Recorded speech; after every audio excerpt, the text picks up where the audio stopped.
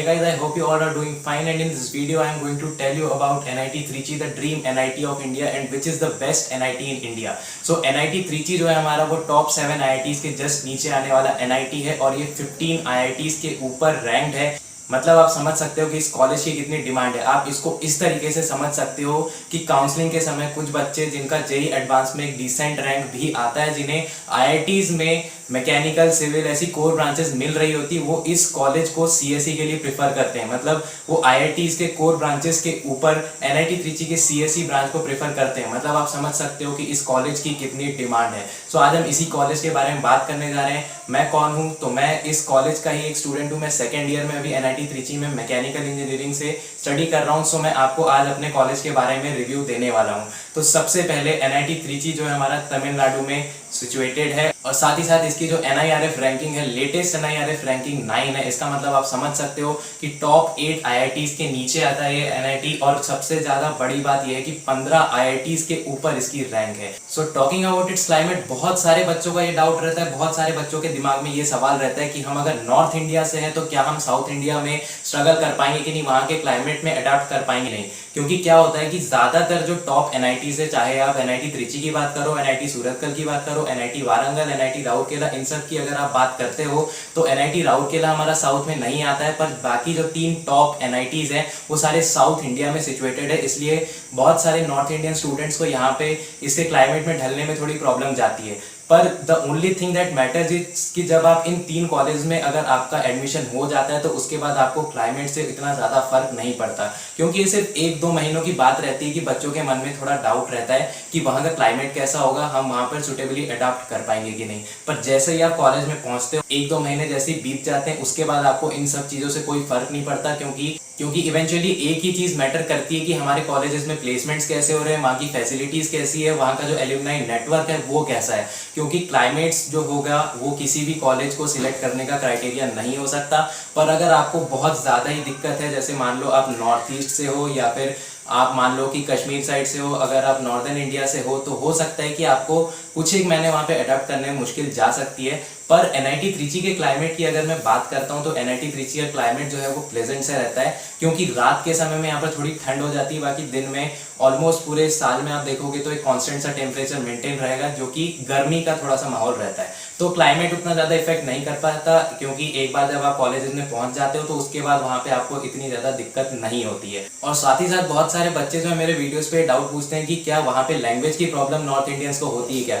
तो यार लैंग्वेज का ऐसा है कि अगर आप इंग्लिश में कम्युनिकेट कर सकते हो तो आपको उतनी ज़्यादा प्रॉब्लम नहीं होगी। क्योंकि तमिलनाडु के जो ज़्यादातर लोग होते हैं प्रेफरेबली तमिल में ही ज़्यादा बात करते हैं। बाकी जो स्टूडेंट्स होंगे वहाँ के, जो साउथ इंडिया के स्टूडेंट्स होते हैं, वो आपस में दूसरे स्टूडेंट्स के साथ, नॉर्थ इंडियन स्टूडेंट्स और साउथ इंडियन स्टूडेंट्स आपस में ईजिली कम्युनिकेट कर सकते हैं।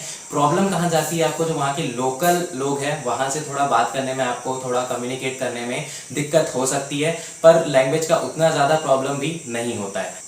आप देख सकते हो यहाँ पर कि जो प्लेसमेंट्स है वो भी बहुत ही अच्छे, काफ़ी अच्छे प्लेसमेंट्स है। जो कि आपका ओवरऑल प्लेसमेंट्स है बीटेक प्रोग्राम्स का वो 96.2% है। मतलब जितने बच्चे प्लेसमेंट्स के लिए एलिजिबल थे उसमें से ऑलमोस्ट 96.2% जो स्टूडेंट्स थे वो प्लेस्ड हो चुके थे। सिमिलरली जो हाईएस्ट रिक्रूटिंग जो ब्रांच है, ऑब्वियस सी बात है, वो कंप्यूटर साइंस है। कंप्यूटर साइंस में सबसे ज़्यादा लोगों का प्लेसमेंट लगा था। नाउ जो टोटल नंबर ऑफ कंपनीज, ये सबसे ज़्यादा इंपॉर्टेंट है। NIT Trichy is the only NIT in which over 200 placement companies have visited for the placements। और साथ ही साथ जो टॉप रिक्रूटर्स हैं आप यहाँ पे देख सकते हो, TCS, इन्फोसिस, फेसबुक है, गूगल है, माइक्रोसॉफ्ट है, बहुत सारी टेक जायंट्स, बहुत सारी बड़ी बड़ी कंपनियां इस कॉलेज को विजिट करती है, ताकि यहाँ पे हम प्लेसमेंट देखते हैं कि अगर आप प्लेसमेंट के पॉइंट ऑफ व्यू से देखते हो तो बहुत बड़ी बड़ी टेक जायंट्स, बहुत बड़ी बड़ी प्लेसमेंट कंपनीज जो होती है यहाँ पे विजिट करती है। एक और जो बहुत ही इंपॉर्टेंट पॉइंट ये है कि अगर आपको एनआईटी त्रिची में अगर कंप्यूटर साइंस नहीं मिल पाता है, पर अगर आपको वहाँ पर लोअर ब्रांचेज अगर आपको मिल जा रही है, जैसे केमिकल हो गया, मेटलर्जी हो गया, सिविल, मैकेनिकल, ऐसी लोअर ब्रांच अगर आपको एनआईटी त्रिची में मिल रही है तो आपके लिए वो बहुत ही बेनिफिशियल होगा। क्योंकि बहुत सारी कंपनीज ऐसी है जो कि open to all branches companies होती है। मतलब जैसे आप अगर एग्जांपल के लिए देखो तो आईटीसी एक बहुत बड़ी टेक कंपनी है जो कि मैकेनिकल, सिविल और कंप्यूटर साइंस तीनों ब्रांच के स्टूडेंट्स को प्लेसमेंट में बैठने के लिए अलाउ करती है। मतलब अगर आप मैकेनिकल से भी हो या फिर सिविल से भी हो तो आप सॉफ्टवेयर जॉब के लिए अप्लाई कर सकते हो। मतलब आप अगर एक बड़े कॉलेज में रहते हो वहाँ पे लोअर ब्रांच में भी चले जाते हो तो भी आपको बहुत ज़्यादा फायदा मिलता है। ऐसा नहीं कि आपको अगर NIT Trichy में CSE नहीं मिल रहा है तो आप NIT Trichy को ऑप्ट नहीं करोगे। आपको लोअर ब्रांच भी अगर मिल जाती है तो लोअर ब्रांचेस में भी सॉफ्टवेयर प्लेसमेंट्स होते हैं। बहुत सारे ऐसे सीनियर्स हैं मेरे कॉन्टैक्ट में जिनको सॉफ्टवेयर जॉब्स मिली है जबकि वो लोअर ब्रांचेस में थे, जैसे केमिकल ब्रांच में थे, मेटलर्जी ब्रांच में थे। बहुत सारे ऐसे सीनियर्स हैं जिनको सॉफ्टवेयर जॉब्स मिली है। अब अगर हम हॉस्टल और मेस की बात करते हैं कि मेस का खाना कैसा है, हॉस्टल की फैसिलिटीज कैसी है, तो हॉस्टल में NIT Trichy में कई बार थोड़े स्नेक्स देखे गए हैं जो कि हॉस्टल के कैंपस के बाहर ही है, मतलब हॉस्टल के अंदर नहीं आते एग्जैक्टली, पर कुछ स्नेक्स आपको देखने को मिलते हैं। क्योंकि जितने भी गवर्नमेंट कॉलेजेस होते हैं,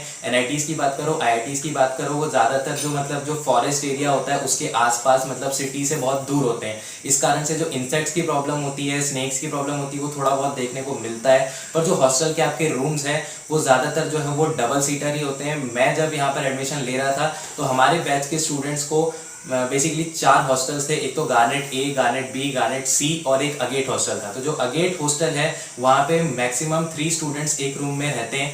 पर जो गार्नेट के जो ABC हॉस्टल है वो सारे 2 सीटर रूम्स हैं। मतलब आपको बहुत ही मतलब जस्टिफाइड रूम्स मिलते हैं, मतलब आपको बहुत ही सेटिस्फैक्ट्री फैसिलिटीज आपको यहाँ पे हॉस्टल्स में देखने को मिलेगी। और जो मेस के खाने की बात है तो टू बी ऑनेस्ट मेस का खाना जो है वो नॉर्थ इंडिया में जो साउथ इंडियन खाना मिलता है वहाँ के साउथ इंडियन खाने से बहुत ही ज़्यादा बेटर होता है। मतलब मैं ये बिल्कुल ऑनेस्टली बोल रहा हूँ कि वहाँ का जो साउथ इंडियन खाना है वो हॉस्टल्स में, मेसेज में जो मिलेगा वो उतना ज़्यादा बेटर नहीं होता है। पर वो डिपेंड करता है कि कैटरर्स कैसे हैं। क्योंकि मेरे साथ ये हुआ था कि जब मैं फर्स्ट सेमेस्टर में था तो वहाँ पे सिर्फ और सिर्फ वेज और नॉन वेजिटेरियन मेसेज थी, तो दोनों में लगभग सेम सा ही खाना मिलता था, उतना अच्छा खाना नहीं मिलता था। पर जब हम सेकंड सेमेस्टर में एंटर कर रहे थे तो उस समय एक तो नॉर्थ इंडियन मेस बन गई थी और एक साउथ इंडियन मेस बन गई थी। अब जो नॉर्थ इंडियन मेस थी वहाँ के जो केटरर्स थे बहुत ही अच्छे थे और वहाँ का खाना बहुत ही अच्छा था। तो मेस का जो खाना है वो डिपेंड करता है कंडीशन पे कि आपके मेस के केटरर्स कौन है। कभी आपको अच्छा खाना मिल सकता है, कभी आपको बुरा भी नहीं रहता, पर एक एवरेज जो फूड का टेस्ट होता है उस टाइप का खाना आपको मिलेगा।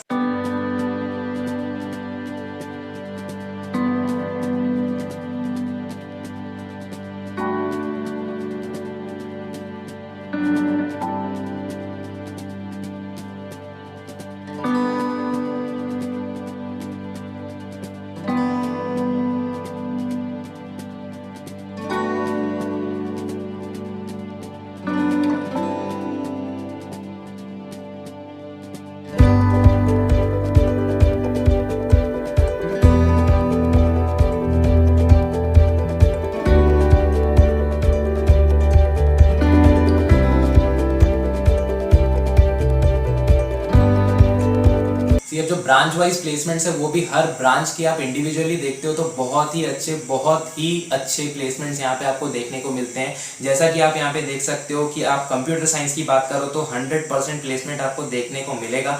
जितने बच्चे एलिजिबल थे प्लेसमेंट के लिए वो सारे के सारे किसी ना किसी कंपनी में प्लेस्ड हो गए थे। साथ ही साथ आप अगर आप देखते हो कि ECE की बात करो तो ECE का भी प्लेसमेंट बहुत अच्छा जाता है।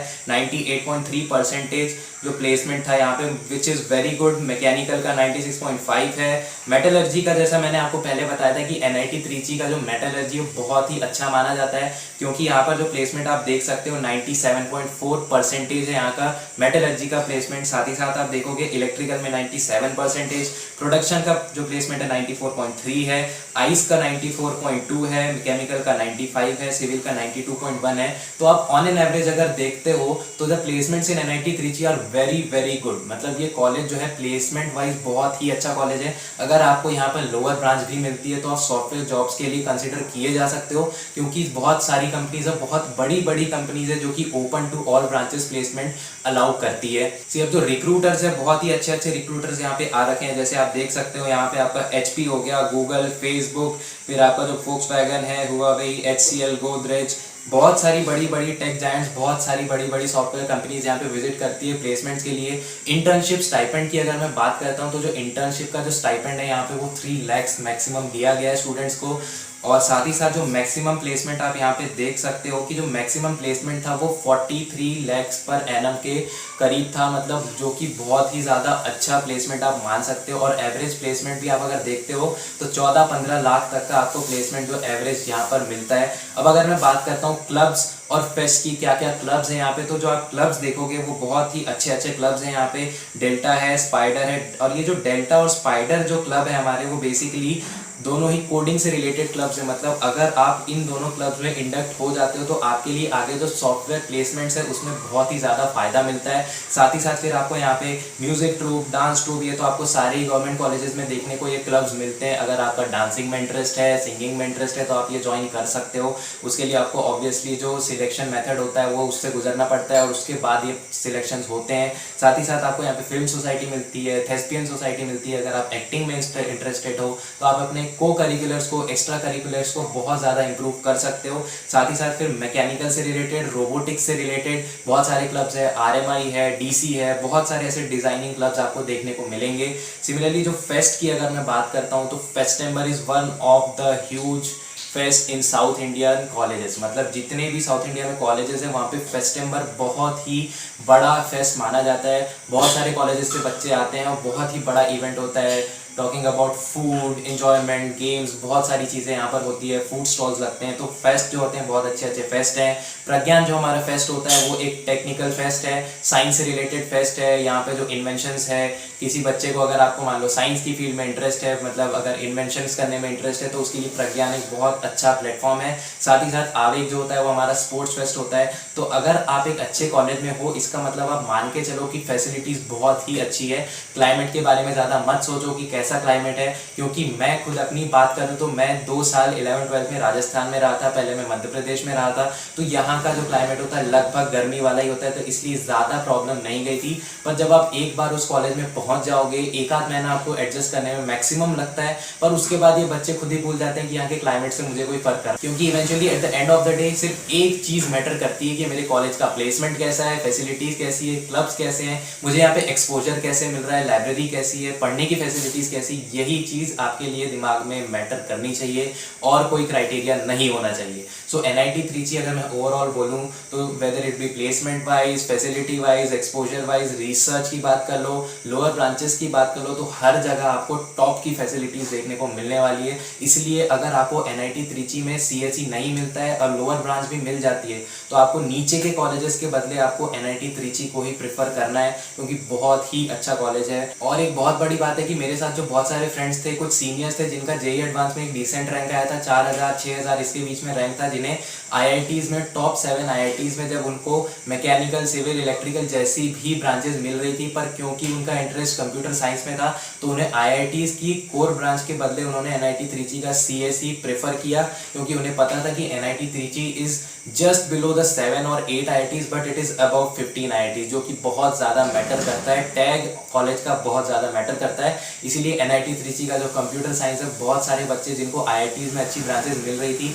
पर CSE नहीं मिल रहा था, वो NIT Trichy का CSE प्रीफर करते हैं। क्योंकि आप इसको एक तरीके से देखते हो कि 9th नंबर का IIT आप बोल सकते हो कि जितने 23 IITs है उसमें आप इसको 9th नंबर का IIT से कंपेयर कर सकते हो, क्योंकि it is very good college. So मुझे लगता है कि मैंने इस वीडियो से आपकी बहुत हेल्प की और बहुत सारे कंफ्यूजन्स आपके क्लियर हो गए होंगे, क्योंकि मुझे बहुत सारे डाउट्स पूछे जाते हैं कि NIT Trichy का एक CSE या फिर कोई लोअर ब्रांच है, वहीं उसके बदले मैं नीचे के NITs का कोई अपर ब्रांच अगर मैं सिलेक्ट करना चाहूँ तो मैं किसको प्रीफर करूँगा, किसको मुझे प्रीफर करना चाहिए। तो हो सकता है कि आज की मेरी इस बातों से आपके सारे कंफ्यूजन्स क्लियर हुए होंगे। और फिर भी अगर आपको NIT Trichy से रिलेटेड कोई डाउट है, काउंसलिंग से रिलेटेड कोई डाउट है, तो आप मुझे बेशक नीचे कमेंट सेक्शन में पूछो।